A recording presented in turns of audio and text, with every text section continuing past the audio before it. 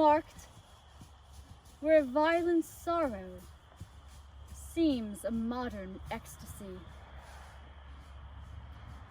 I am Countess Ross, and I will be your guide this evening. I've been told that you are living in difficult times. Is this true? Yes. Yeah. I too lived in a time where there were mad kings and innocent people were being murdered, and plague devoured our country. Plague does infect the body, but come with me this evening, and you will see how it may also infect one's mind and blacken one's soul. Keep your distance tonight, preferably 6 feet.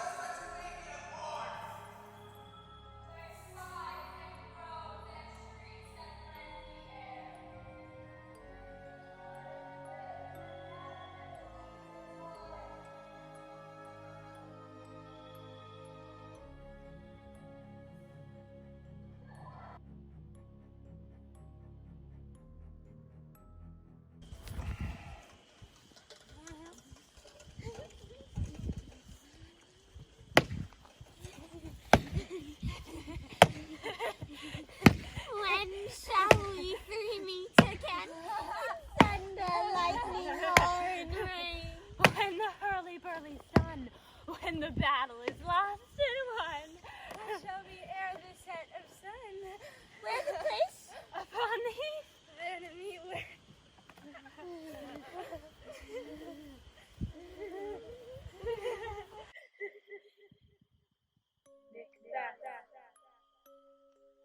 Fair is foul, and foul is fair. Hover through the fog and filthy air. Thrice the blinded cat hath mewed. Thrice and once the hedge-pig whine. Harbier Christ, 'tis time, 'tis time!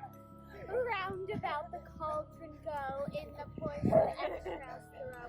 Tow thou under cold stone, days and nights hast 31, sweltered venom sleeping got. Boil thou first, I charmed pot. Double, double toil and trouble, fire burn and cauldron bubble. Fillet of a fenny snake, in the cauldron boil and bake. Eye of newt and toe of frog, bull of bat and tongue of dog. Adder's fork and blind worm's sting, lizard's leg and owlet's wing. For a charm of powerful trouble, like a hell broth boil and bubble. Double, double toil and trouble, fire burn and cauldron bubble. Scale of dragon, tooth of wolf, witch's mummy, maw and coat. Raven of a salty shark, root of hemlock digged in the dark. Finger of a birth-strangled babe, ditch delivered by a drab. Make the gruel thick and slab, And there too a tiger's children for the ingredients of our cauldron. Double, double toil and trouble, fire burn and cauldron bubble. Cool it with baboon blood, and charm is firm and good. The weird sisters hand in hand, posters of the sea and land, thus do go about, thrice to mine and thrice to mine and thrice again to make up 9. Peace. Arms wound up. By the pricking of my thumbs, something wicked this way comes.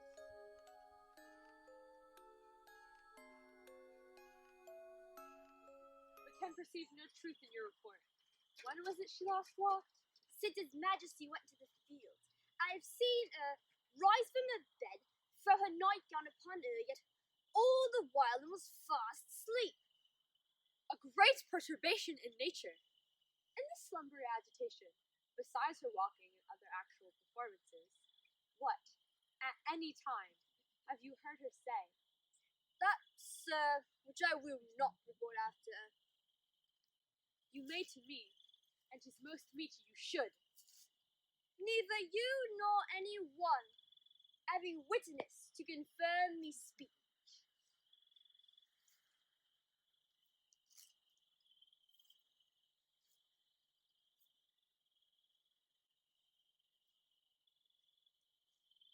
Look you! Here she comes. Observe her. Stand close.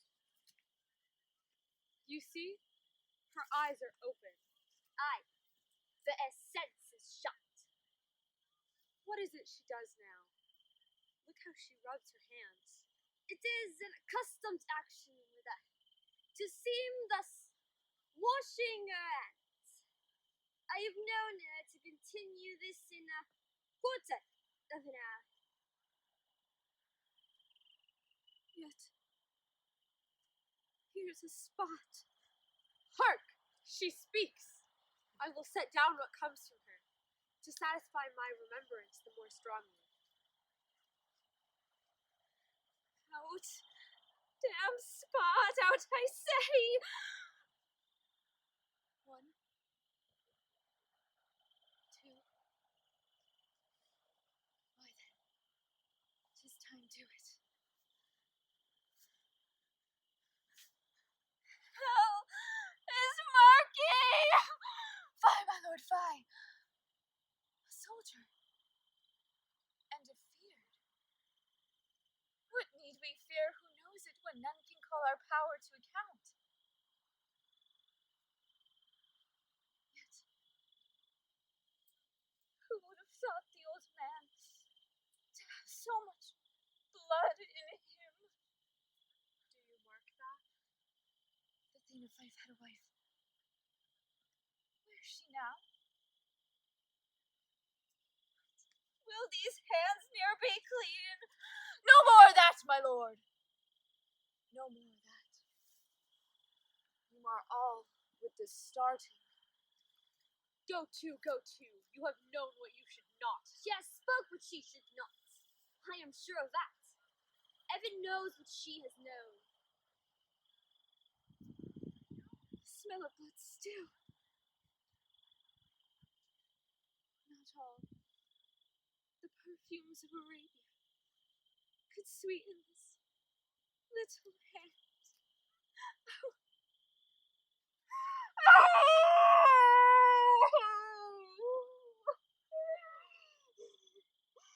Oh, what a sigh is there! The heart is sorely charged. I would not salve such a heart in my bosom for the dignity of me old body. This disease is beyond my practice. Wash your hands. Put on your nightgown. Look not so pale. I tell you yet again, Banquo's buried. He can't come out on's grave. Even so. To bed. To bed. There's knocking at the gate. Come. Come. done cannot be undone.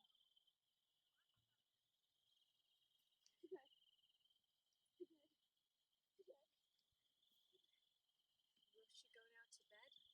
Directly. Foul whisperings are abroad. Unnatural deeds do breed unnatural troubles. Infected minds to their deaf pillows will discharge their secrets. More needs she the divine than the physician. So good night, I think, but dare not speak. Good night, good doctor. Miss Ray? Nay, answer me. Stand and unfold yourself. Long live the king! Bernardo? Horatio? You come most carefully upon your hour. Have you had quite guard? Not a mouse stirring. What? Has this thing appeared again tonight? I have seen nothing. Tush, tush, not appear. Let us sit down a while, and once again assail your ears that are so fortified against our story. What we have 2 nights seen. Well, sit you down. Let us hear Bernardo speak of this. Last night of all, when yon same star that's westward from the pole had made his course to illume that part of heaven, where now it burns, for solace in myself, the bells and beating one. He's breaking up! Word comes again! In the same figure, like the king that said! Thou art a scholar, speak to it, Horatio! Was it not like the king? Mock it, Horatio! Most like harbors me with fear and wonder. It would be spoke to! Question it, Horatio!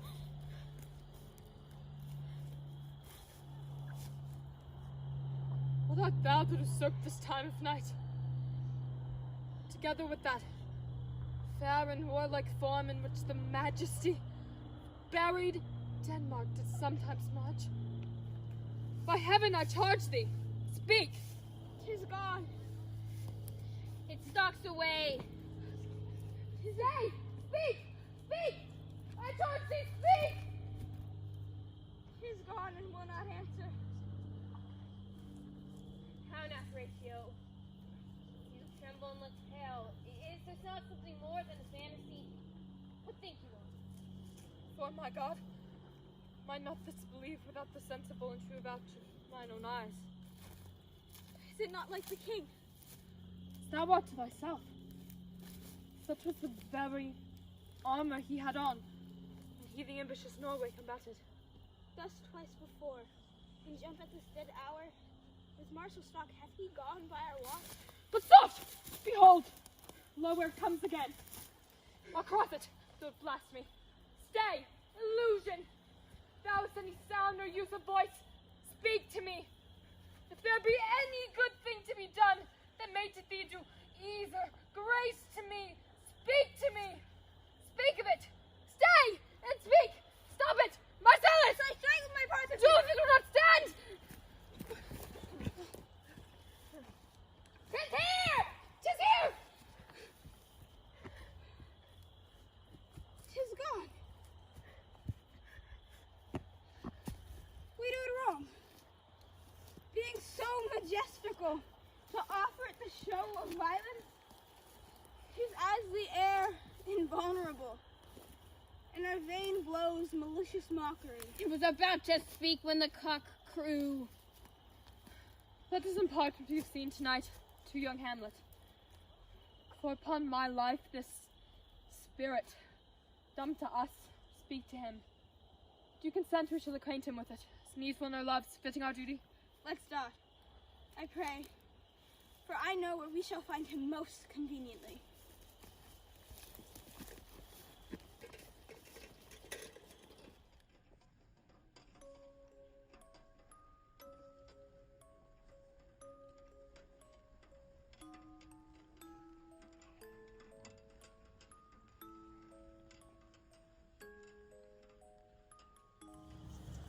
Go seek the traitor Gloucester. Pinion him like a thief. Bring him here before us.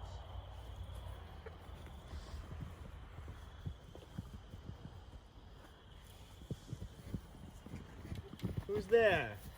The traitor. Ungrateful fox, 'tis he. Bind fast his corky arms. Could my graces remember, you are my guests. Do me no foul play, friends. Bind him, I say. Hard, hard! Oh, filthy traitor. Unmerciful lady as you are, I am none. To this chair bind him. Villain, thou shalt pine. It is most ignobly done to pluck me by the hair. So white, and such a traitor. Naughty lady, these hairs which thou didst ravish from my chin, quicken and accuse thee. I am your host. With robber's hands, my hospitable favors, you should not ruffle thus. What will you do? Come, sir. What letters had you late from France? Be simple, answerer, for we know the truth. And what confederacy have you with the traitors late-footed in the kingdom? To whose hands have you sent the lunatic king? Speak! I have a letter guessingly set down, which comes from one that's of a neutral heart and not from one opposed. Cunning. And false. Where hast thou sent the king? To Dover. Wherefore to Dover? Wast thou not sent out at peril? Wherefore to Dover? Let him first answer that. I am tied to the stake and must stand the course. Wherefore to Dover, sir? Because I would not see thy cruel nails pluck out his poor old eyes, nor thy sister and his anointed flesh stick boorish fangs. I will see the winged vengeance overtake such children. Let you see it no more. Upon these eyes of thine I set my foot. I will live till he be old. Give me some help! Oh, cruel are you gods!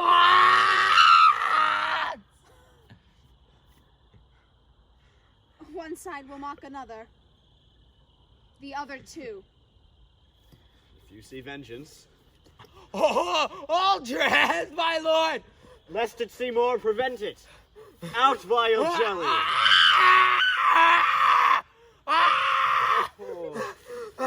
Where's thy luster now?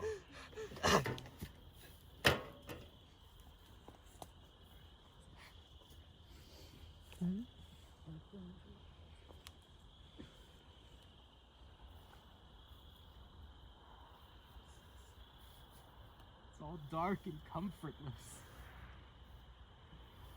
Where's my son? Edmund! Edmund! Enkindle all of the sparks of nature to quit this horrid hack! Out, treacherous villain! Thou cast on him that hates thee. It was he who made the overture of thy treasons to us, who is too good to pity thee. Edgar was much abused. Kind gods, forgive me this and prosper him! Thrust him out at gates, and let him smell his way to Dover.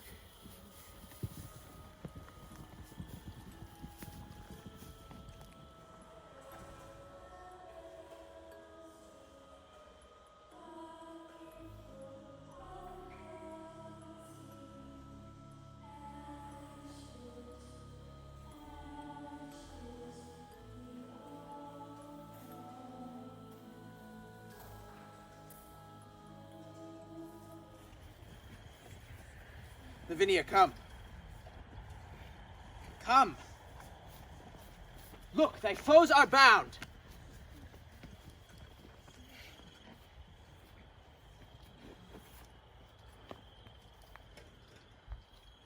Here is the spring whom you have stained with mud.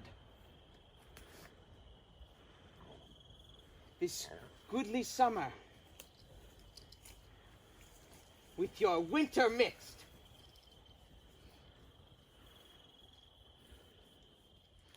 You killed her husband, and for that vile fault, 2 of her brothers were condemned to death. My hand cut off and made a merry jest. Both her sweet hands, her tongue, and that more dear than hands or tongue her spotless chastity.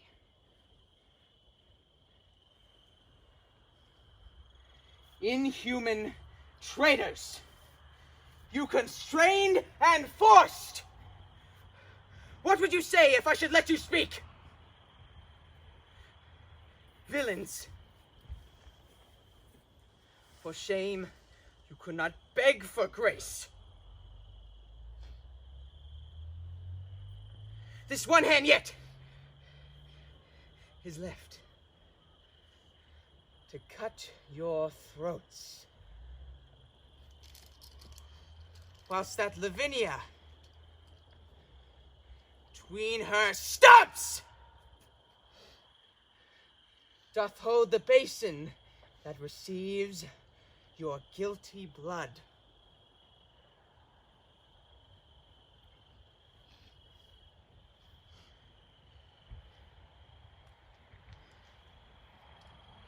You know your mother means to feast with me, and calls herself revenge, and thinks me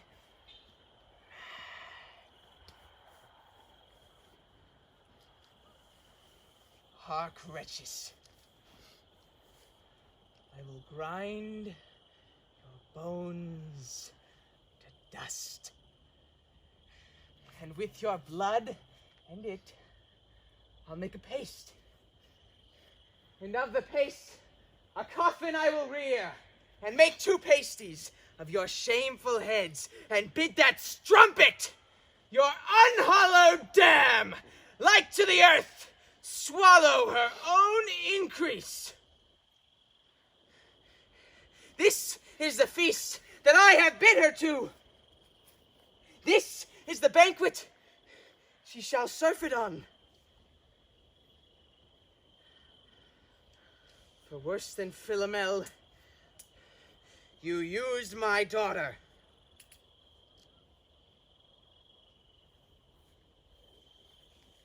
And worse than prone, I will be revenged.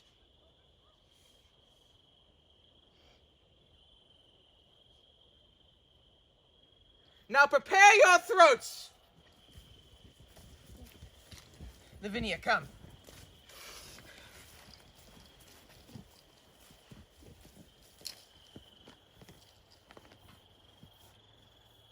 Receive the blood.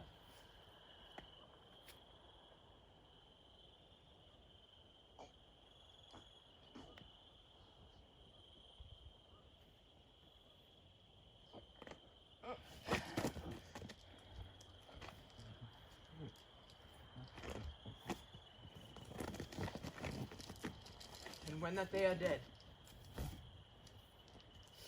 me grind their bones to powder small, and with this hateful liquor temper it, and in the paste let their vile heads be baked.